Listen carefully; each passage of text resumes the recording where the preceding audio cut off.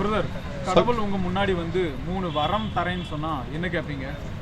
3 வரம்னா first வந்து சீக்கிரம் பணக்காரன் ஆகணும், அந்த ஒரு வர பொண்ணு. சரி தல, ஏன் ஏன் ஏன் என்ன தல, என்ன காரணம்?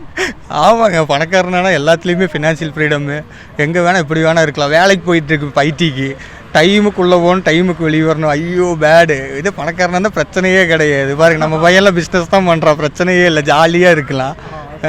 அந்த மாதிரி. இன்னொன்றுன்னா இன்விசிபிள். அது இன்விசிபிள் ஆகிற ஒரு சக்தி கேட்பேன். ஏன் தல invisible? அது வந்து பர்சனல் ரீசன் நிறைய இருக்குது. ஸோ அதனால இப்போ இந்த பழைய நீங்க ஹாலோ மேன் பார்த்துருக்கீங்களா? சேம் அந்த மாதிரி வச்சுக்கலாம்.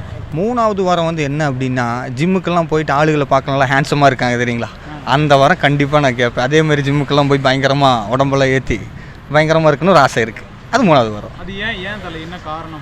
ஏன் அப்படின்னா, இப்போது ஜிம்னாஸ்டிக்கெல்லாம் பார்த்தீங்க அப்படின்னா ஆள் பார்க்க நல்லா பயங்கரமாக அழகாக இருப்பாங்க.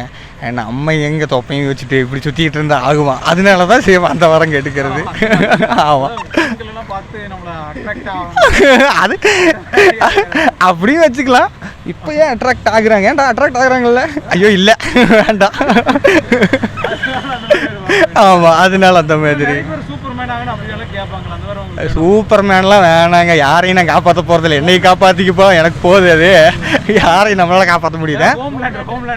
ஹோம்லேண்டர் அந்த பில்டிங் மேலே நின்று, ஐயோ வேண்டாம், அந்த ஹோம்லேண்டர் வேண்டாம்,